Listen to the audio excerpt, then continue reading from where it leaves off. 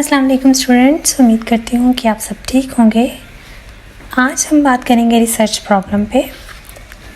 हम लोग जो आज रिसर्च प्रॉब्लम के अंदर जो चीज़ें डिस्कस करेंगे उनमें सबसे पहले है understanding of research problem, then steps to choose a problem, sources of research problem, purpose of statement of the problem, criteria of good research problem कि रिसर्च प्रॉब्लम क्या होती है, फिर हमें कौन से स्टेप्स हैं जिनको फॉलो करते हुए एक अच्छी रिसर्च प्रॉब्लम चूज़ करते हैं। हम लोग अपनी रिसर्च प्रॉब्लम कहाँ से ले सकते हैं,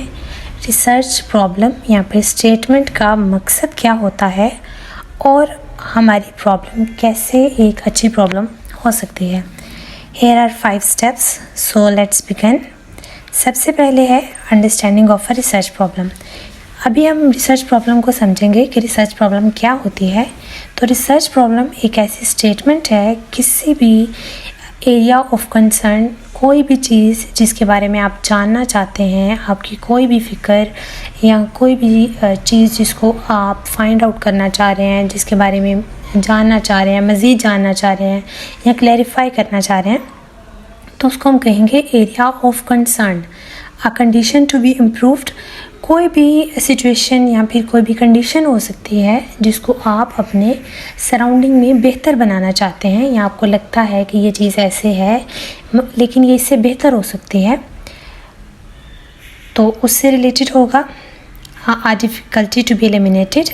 कोई भी मसला जिसको आप सॉल्व करना चाहें, प्रॉब्लम टू बी सॉल्व्ड कह सकते हैं हम इसको। कोई भी मुश्किल जिसको आप ख़त्म करना चाहें या किस तरीके से आप उसको ख़त्म कर सकते हैं, या फिर कोई भी troubling question that exist in a scholarly literature in theory or in practice that points to the need for a meaningful understanding and deliberate investigation। कोई भी क्वेश्चन या फिर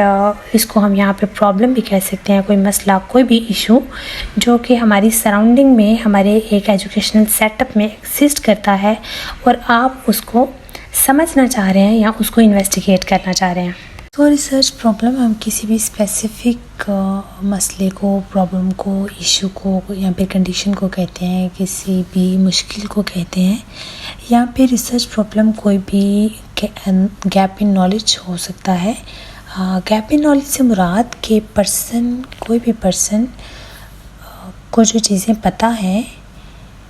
वो और जो चीज़ें उसको पता होनी चाहिए उसके दरमियान का जो डिफरेंस है, या इस तरह से कह लें कि आपने फर्स्ट चैप्टर जो है वो पढ़ा है लेकिन बुक के अंदर 10 चैप्टर्स हैं, तो जो फर्स्ट चैप्टर आपने पढ़ा है और जिसका नॉलेज आपको है, लेकिन बाकी के 10 चैप्टर्स जो कि आपको पता होने चाहिए लेकिन आपको पता नहीं है, बट आपने वो स्टडी करनी है और आपने उनको जानना है जो कि आपको उनका नॉलेज होना चाहिए। तो ये जो एक गैप है कि जो एग्जिस्टिंग चीज़ है वो है 10 चैप्टर्स, लेकिन आपको कितना पता है, सिर्फ 1 चैप्टर। तो वो जो चीज़ें एग्जिस्ट कर रही हैं और जो आपको पता होनी चाहिए लेकिन जो आपको पता है, उसके दरमियान का जो गैप है उसको हम कहते हैं गैप इन नॉलेज। यहाँ पे रिसर्च प्रॉब्लम हम किसी भी ऐसी चीज़ को कहते हैं जो कि रिसर्चर जिसको रिसर्च करना चाहता है या फिर जिस पे वो बात करना चाहता है, या फिर कोई भी चीज़ जिसको रिसर्च प्रेजेंट कर रहा है और अपनी स्टडी में जस्टिफाई कर रहा है, उसको हम लोग रिसर्च प्रॉब्लम करेंगे। या फिर कोई भी क्वेश्चन जिसका आंसर रिसर्चर फाइंड करना चाहता है। यहाँ पे एक चीज़ देखें कि जब भी कोई आप रिसर्च प्रॉब्लम स्टेट करते हैं या अपनी रिसर्च के लिए आप अपनी स्टेटमेंट बनाने जाते हैं, तो आपको सबसे पहले जिस चीज़ को अपने ज़हन में रखना है वो ये है कि जो रिसर्चर है उसके पास जो वो प्रॉब्लम लिखने जा रहा है, जो वो चीज़ पे बात कर रहा है, उसके अकॉर्डिंग, उससे रिलेटेड उसके पास कुछ knowledge, skills, interest, expertise, motivation और क्रिएटिविटी होनी चाहिए। सपोज़ आप एक टीचर हैं और आप एक रिसर्चर हैं, आप रिसर्च करने जा रहे हैं, आप बच्चों को पढ़ाते हैं जनरल साइंस और आपके पास जनरल साइंस का नॉलेज है, उसको पढ़ाने की स्किल्स हैं और आप पढ़ाने पे बात करना चाह रहे हैं, तो आप अगर एक टीचर हैं और आप ये देखते हैं कि आप बच्चों को जनरल साइंस किस तरह से अच्छी तरीके से पढ़ा सकते हैं, या फिर जनरल साइंस में कौन कौन सी चीज़ें हैं जो बच्चों के स्पेसिफिक लेवल को लेके उनके इस लेवल पे उनको पढ़ाई जाती हैं या पढ़ाई जानी चाहिए, तो ये क्या है, ये आपका नॉलेज है, ये आपकी स्किल्स हैं, क्योंकि आप टीचर हैं, आप बच्चों को जनरल साइंस पढ़ाते हैं और आपको अच्छे तरीके से पता है कि किस लेवल के बच्चे किस लेवल की स्टडीज़ जो हैं वो कर सकते हैं, क्योंकि आप पढ़ाते हैं और उस चीज़ में एनरोल्ड हैं। लेकिन आप उस चीज़ को छोड़ के आप इस चीज़ पे स्टडी करने लग जाते हैं कि किसी लैब में कोई भी केमिकल आपने बनाना है तो वो कैसे बनाना है। अब देखिए, आप एक टीचर हैं और आप जो काम कर रहे हैं वो आपका एक अलग एरिया में है, लेकिन आप बिल्कुल ये छोड़ के केमिकल्स की बात करने लग जाते हैं, तो उसमें तो आपके पास शायद वो नॉलेज भी नहीं होगा, वो स्किल्स भी नहीं होंगी, एक्सपर्टाइज नहीं होंगी, और शायद आप कुछ वक्त के बाद उसके साथ कनेक्टेड भी फील ना करें, क्योंकि आप में उस चीज़ को लेके इतना इंटरेस्ट नहीं होगा। मे बी स्टार्ट में आपको लगे कि ये इंटरेस्टिंग है, लेकिन टाइम के साथ साथ वो इंटरेस्ट आपका उस चीज़ में नहीं रहेगा, और आपको मोटिवेशन और क्रिएटिविटी की जो डिमांड होगी आपको वो भी आप उसके अंदर अपना नहीं इनपुट दे पाएंगे, क्योंकि उस चीज़ के बारे में आपको कुछ पता ही नहीं होगा सिरे से। तो क्यों ना आप वो चीज़ करें जिसकी आपके पास नॉलेज है, प्रीवियस कुछ नॉलेज आपके पास मौजूद हो, आपकी उस चीज़ में स्किल्स हों। तो जब भी रिसर्चर कोई प्रॉब्लम को पिक करता है तो उसको सबसे पहले ये देखना चाहिए कि क्या वो जो प्रॉब्लम पिक करने जा रहा है वो उसके एरिया से कनेक्टेड है, और अगर है तो कितनी है, और उसका अपना पर्सनल इंटरेस्ट उसमें कितना है, या फिर knowledge, skills and sort of things जो हमने अभी बात की। ओके, सो फिर हम लोग क्या करेंगे कि रिसर्च प्रॉब्लम की तरफ आएंगे कि किस तरीके से अपने रिसर्च प्रॉब्लम को चूज़ किया जाए। अब आपने सबसे पहले रिसर्चर ने अपने पर्सनल एट्रीब्यूट्स को देख लेना है, देन उसने जब रिसर्च प्रॉब्लम एक स्टेटमेंट को स्टेट करने की तरफ आना है, या अपनी प्रॉब्लम जब उसने डिसाइड करनी है तो उसने किस तरीके से करना है कि सबसे पहले रिसर्चर को ये देखना है, सबसे पहले वो ब्रॉडर एरिया देखेगा अपने इंटरेस्ट के अकॉर्डिंग। ब्रॉडर एरिया कोई भी हो सकता है, मे बी आप लोग जो हैं वो एजुकेशन को एक ब्रॉडर एरिया ले लेते हैं, या फिर आप टेक्नोलॉजी पे बात करते हैं, या जिस तरह से आप कह लें कि आप एआई पे बात करना चाहते हैं, या फिर कोई भी आप एक अपना ब्रॉडर एरिया जो है वो सेलेक्ट कर सकते हैं। आप एजुकेशनल पॉलिसीज़ की बात कर सकते हैं, आप करिकुलम की बात कर सकते हैं, आप साइकोलॉजी की बात कर सकते हैं। सो द थिंग इज़ कि जो आपका ब्रॉडर एरिया है वो कोई भी हो सकता है। ब्रॉडर एरिया से मुराद आप किस तरफ जाना चाह रहे हैं, आपका क्या वे है। देन जो सेकंड स्टेप आता है वो आपने क्या करना है कि अपने ब्रॉडर एरिया को छोटे छोटे सब एरियाज़ में, यहाँ पे डिफरेंट सब एरियाज़ में जो कि मोस्ट पॉसिबली हैं उनके अंदर डिवाइड कर देना है। चलें हम यहाँ पे एक एग्जांपल लेके चलते हैं कि आप अपना ब्रॉडर एरिया सेलेक्ट करते हैं एजुकेशन। तो इसमें हमें जो सब एरियाज़ जो हम इसको डिवाइड करेंगे वो किस तरीके से करेंगे कि एजुकेशन जो है वो डिफरेंट किस्म की होती है ना। जब आपने एक ब्रॉडर एरिया ले लिया एजुकेशन, तो उसके अंदर सब एरियाज़ जो हैं वो इस तरीके से आ सकते हैं कि education, traditional education, modern education, physical education, formal education, special education, conventional education, non formal education, informal education, या फिर primary education, secondary education, elementary education, higher education.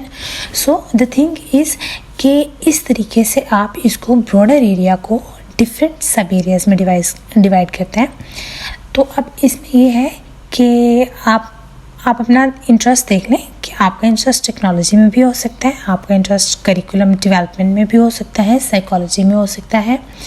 AI में हो सकता है। जिस चीज़ में भी आपका इंटरेस्ट है पहले आप उसको स्टेट करें, देन आप उसको सब एरियाज़ में डिवाइड करें कि इसके अंदर मोस्ट पॉसिबल सब एरियाज़ कौन से आते हैं। फिर आपने क्या करना है कि जो सब एरियाज़ आपने लिखे हैं उसमें से आपने कोई ना कोई सब एरिया चूज़ करना है। जैसे कि अगर हम बात कर लेते हैं फ़िज़िकल एजुकेशन पे, यानी हमने सबसे पहले एजुकेशन लिया, उसको सब एरियाज़ में डिवाइड किया, उसमें से हमने फ़िज़िकल एजुकेशन चूज़ कर लिया कि हम लोग फ़िज़िकल एजुकेशन पे बात करना चाहते हैं। फिर आप क्या करेंगे कि आप अपनी जो रिसर्च है उसके अकॉर्डिंग आप अपनी स्टेटमेंट को बनाएंगे कि स्टेटमेंट अब आप किस तरीके से उसको स्टेट करते हैं, इट्स अप टू यू कि आप फिज़िकल एजुकेशन देखना चाह रहे हैं, the impact of physical education on health of students,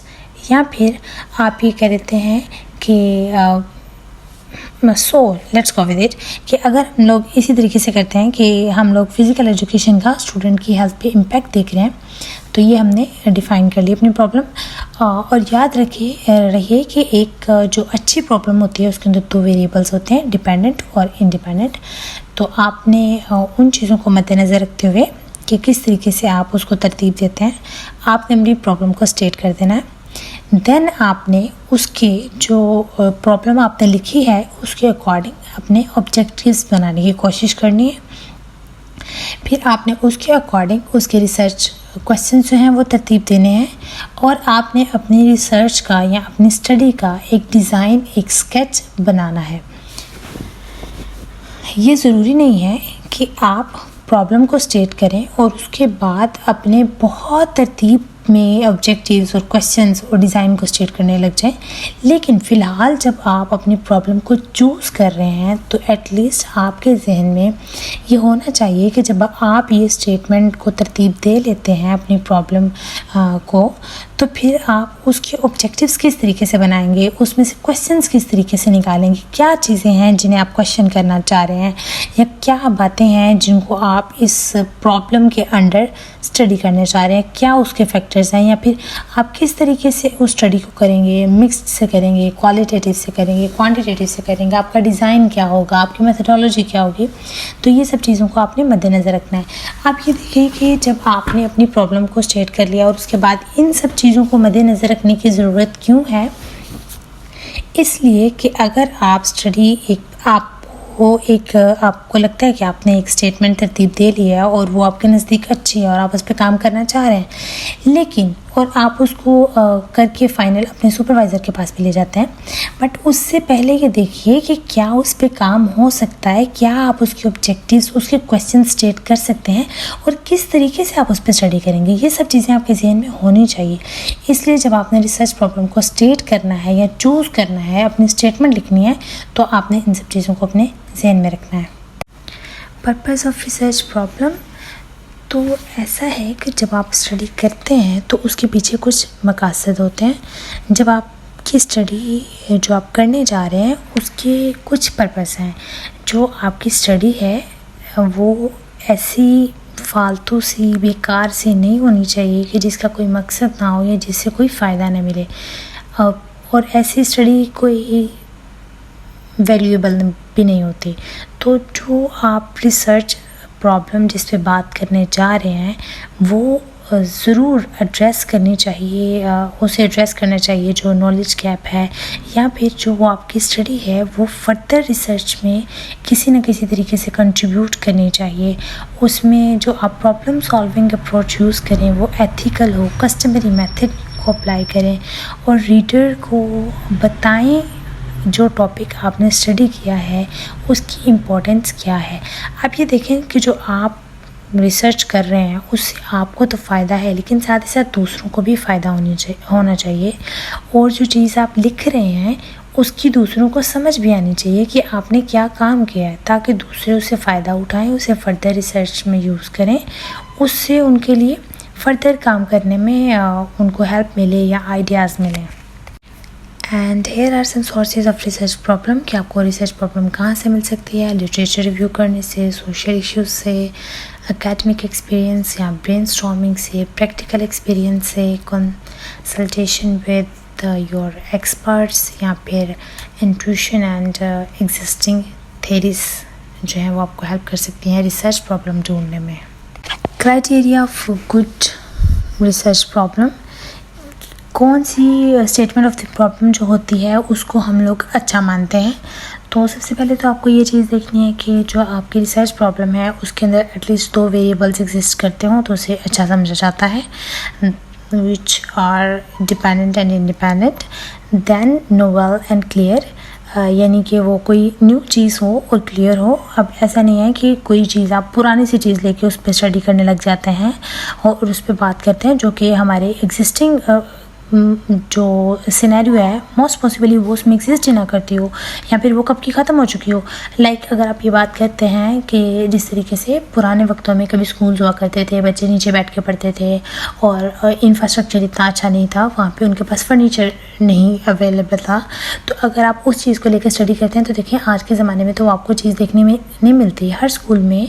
भले जो फर्नीचर है वो अच्छा है या बुरा है, उसकी क्वालिटी क्या है, इट्स अनदर थिंग, लेकिन वहाँ पे जो फर्नीचर है वो बच्चों के लिए ज़रूर मौजूद होता है। तो अगर आप ये कह लें कि अगर फर्नीचर नहीं है तो बच्चे कैसा उनका इन्वायरमेंट है या कुछ भी है, तो वो चीज़ जो एग्जिस्ट ही नहीं करती आप उस पर स्टडी कैसे कर सकते हैं। So here is a thing कि एक तो वो नोवेल और न्यू हो और क्लियर हो, और दूसरा जो कुछ चीज़ें हैं देखिए आप उनको उन पर स्टडी नहीं कर सकते, उनको रिसर्च नहीं कर सकते। तो उनकी रीज़न क्या है? उनकी रीज़न ये है कि या तो वो शायद कहीं पे एग्जिस्ट ही नहीं करती या वो अपनी इम्पोर्टेंस खो चुकी हैं। तो मे बी किसी टाइम में उस चीज़ की वैल्यू थी, वर्थ थी, लेकिन अब वो हमारे एनवायरनमेंट में हमारे आसपास वो चीज़ एग्जिस्ट नहीं करती,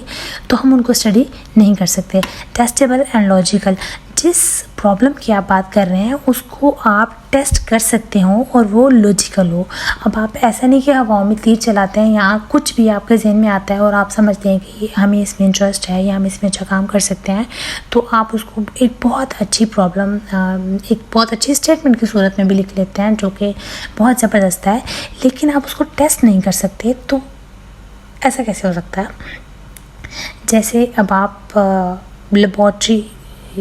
में कोई काम करना चाहते हैं, कोई केमिकल्स पे बात करना चाहते हैं, लेकिन आप ये चाह रहे हैं कि आप दूसरों के ओपिनियन लेके के ये बता दें कि क्या ये केमिकल जो है वो काम करेगा या नहीं करेगा। तो ऐसा तो नहीं है ना। उस केमिकल को देखने के लिए आपको उस पर एक्सपेरिमेंटल स्टडी करनी पड़ेगी, आपको खुद केमिकल बनाना पड़ेगा और उसको डिफरेंट वेज में देखना पड़ेगा। आप दूसरों से ओपिनियन लेके ये डिसाइड नहीं कर सकते कि क्या ये जो है वो होगा या नहीं होगा। तो आप ये देखें, इसमें दो चीज़ें आ रही हैं कि क्या जो स्टडी आप करना चाह रहे हैं, जो बात आप कर रहे हैं, क्या आप उस पर टेस्ट कर सकते हैं या नहीं कर सकते। यानी जो चीज़ उसकी डिमांड है आप उसको वो दें। अगर आप उसको नहीं दे रहे, it means it's not testable. आपके एनवायरनमेंट में, आपकी सिचुएशन में, आपके क्राइटेरिया को लेके वो जो चीज़ है वो टेस्टेबल नहीं है, तो आप उस पर कैसे स्टडी कर सकते हैं। और वो बात कोई लॉजिक भी उसकी कोई नहीं बनती है। So it should be testable and logical, researchable. आप उसके ऊपर रिसर्च कर सकें। आपके सेटअप में आपने ये देखना है कि आपके जो अप्रोच है वो कहाँ तक है या आप कहाँ तक जाके स्टडी करना चाहते हैं। आप सपोज़ आप एक शहर में रहते हैं और आप अपने इवन प्रोविंस में भी जाके अगर आप ये कह देते हैं कि हमने एक स्पेसिफ़िक प्रोविंस में ये चीज़ के बारे में देखना है, तो मुमकिन है कि आपकी एक्सेसिबिलिटी वहाँ तक ना हो। चलिए ठीक है, आप स्टडी करना चाहते हैं, इट्स अ गुड थिंग कि आप ये सोच रहे हैं, लेकिन जब तक आपको वो सारी चीज़ें एक्सेसिबल ही नहीं है, आप वहाँ तक जा नहीं सकते, वहाँ के लोगों का ओपिनियन नहीं ले सकते, वहाँ पे टेस्ट नहीं कर सकते, तो किस तरीके से वो चीज़ें रिसर्चेबल हो सकती है या किस तरीके से वो स्टेटमेंट जो है वो एक अच्छी स्टेटमेंट आपके लिए साबित हो सकती है आपके काम के लिए। या फिर आप पूरा मुल्क उसमें इन्वॉल्व कर लेते हैं, अपनी स्टडी में पूरा कंट्री आप लिख लेते हैं, ले लेते हैं, लेकिन आप जो है अपने शहर से बाहर नहीं जा सकते, तो वो चीज़ रिसर्चेबल नहीं हो सकती। तो ऐसी जो चीज़ें हैं उनको अवॉइड करें। इंटरेस्टिंग एंड वेरीफाइबल, आप जो स्टडी कर रहे हैं वो कोशिश करें कि इंटरेस्टिंग हो, ताकि आप आखिर तक उससे कनेक्टेड फील करें और आपको काम करने में मज़ा आए। और सपोर्ट मल्टीपल परसेप्शंस, उसको चाहिए कि जो चीज़ आप स्टडी कर रहे हैं, जो आपकी स्टडी है, उसको हम मल्टीपल परसेप्शन से सपोर्ट कर सकें और आपके पास गाइडेंस की अवेलेबिलिटी हो। लेट्स से आप कोई भी प्रॉब्लम ले लेते हैं, लेकिन आपको उससे रिलेटेड लिटरेचर नहीं मिलता, तो ऐसी क्या चीज़ है या ऐसी कौन सी सपोर्ट है या कौन से फैक्ट हैं जिनको आप जोड़ के अपनी बात को साबित करेंगे। तो आपको अपनी बात को प्रूव करने के लिए, साबित करने के लिए कोई ना कोई सपोर्ट चाहिए, तो वो ज़रूर मौजूद होनी चाहिए। और ये कि गाइडेंस आपको मिलती रहे। और रिसर्च में हवाई बातें तो होती नहीं, आपको अपनी हर बात को टेस्ट करना होता है, प्रूव करना होता है, वेरीफाई करना होता है और उसको फैक्ट से, लिटरेचर से सपोर्ट करना होता है। उम्मीद है कि आपको ये सब बातें समझ आ गई हों। जब भी आपने अपनी स्टेटमेंट ऑफ द प्रॉब्लम लिखनी है या आप अपनी रिसर्च प्रॉब्लम को ढूंढते हैं और उसको लिखते हैं, स्टेट करते हैं, तो आपने इन सब चीज़ों को मद्देनज़र रखना है। Thank you.